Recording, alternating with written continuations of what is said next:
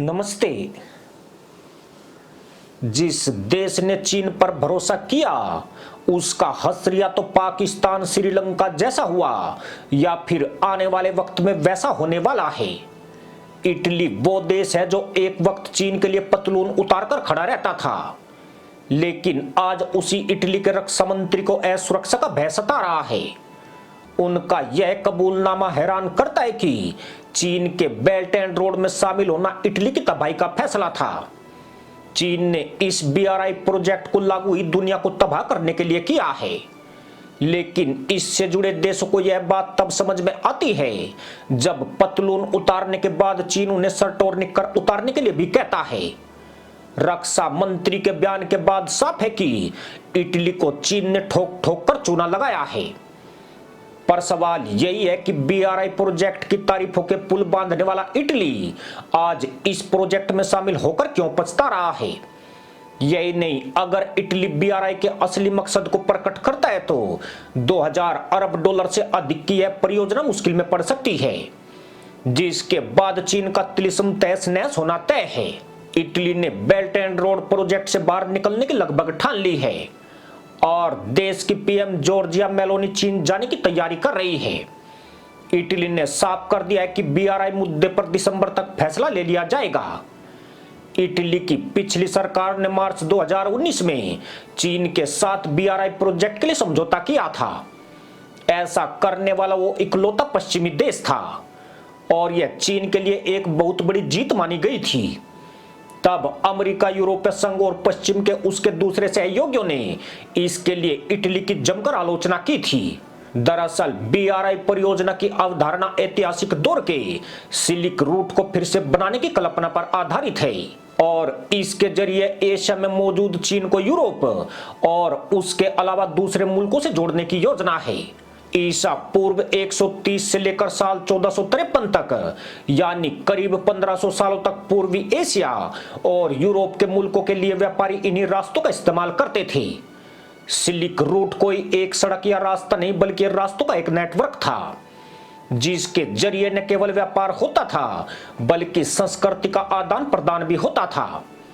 करीब 6437 किलोमीटर का यह रास्ता गोबी रेगिस्तान और पामीर की पहाड़ियों जैसे दुनिया के कई दुर्गम रास्तों से होकर गुजरता था।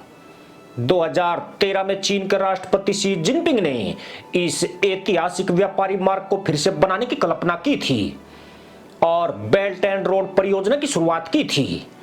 चीन का ये वैश्विक निवेश प्रोजेक्ट शुरू होने के एक दशक के भीतर अफ्रीका, लातिन अमेरिका, ओशियानिया तक फैल चुका है। इसके तहत चीन पूरी दुनिया में ऐसे बड़े इंफ्रास्ट्रक्चर प्रोजेक्ट में निवेश करता है जिसके जरिए सामान ले जाना लाना संभव हो सके। देखने में चीन का ये विचार बेहद खूबसूरत नजर आता है और इसके उद्देश्य को देखकर कई देशों का मन इससे जुड़ने को ललचाने लगता है, लेकिन असल में यह चीन का वो खतरनाक हथियार है जिसके नीचे जो भी आएगा उसकी गर्दन कटना तय है, जैसा कि हाल ही में पाकिस्तान की गर्दन कटती हुई देखी जा रही है। चीन इस प्रोजेक्ट के जरिए भू राजनीतिक और आर्थिक प्रभाव बढ़ाने की खौफनाक साजिश रच रहा है और उसकी इस साजिश में अब तक 130 देश फंस चुके हैं, जो आज बीआरआई प्रोजेक्ट पर हस्ताक्षर करके अपनी छाती पीट रहे हैं। इनमें सब सारा अफ्रीका इलाके के 38 देश, यूरोप और मध्य एशिया से 34 देश, पूर्वी एशिया और पैसिफिक से 25 देश, मध्य पूर्व और उत्तर अफ्रीका से 17 देश, लातिन अमेरिका और कैरिबियाई से 18 देश और दक्षिण पूर्व एशिया के 6 देश शामिल है। भारत के पड़ोसी श्रीलंका, पाकिस्तान, नेपाल, म्यांमार, बांग्लादेश और अफगानिस्तान भी इसमें शामिल हो चुके हैं। चीन ने बीआरआई की परियोजनाओं से 130 देशों को जोड़ लिया है और दुनिया भर में बीआरआई की 2600 परियोजनाएं चल रही है। इस परियोजना के तहत जिन देशों ने चीन से करार किया है उनमें ड्रैगन ने 770 अरब डॉलर का निवेश किया है और आगे चलकर इससे जुड़ी परियोजनाओं में खरबों डॉलर का निवेश किया जाएगा।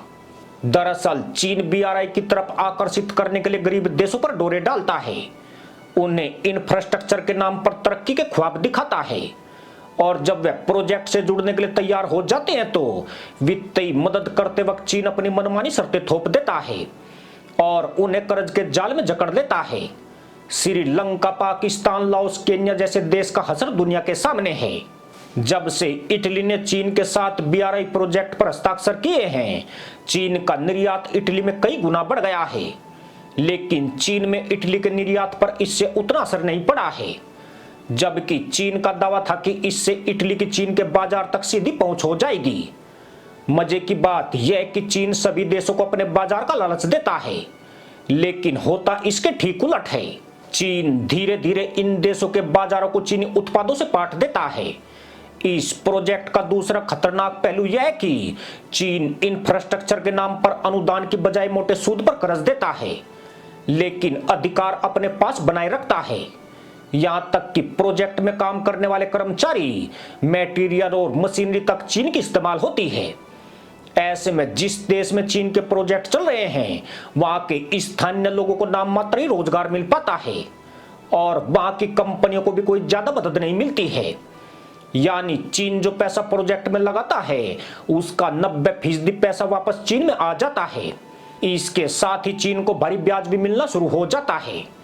यही वजह है कि चीन के इस प्रोजेक्ट से जो भी देश जुड़ा है, वह चीनी कर्ज में डूबकर तबाह हो रहा है।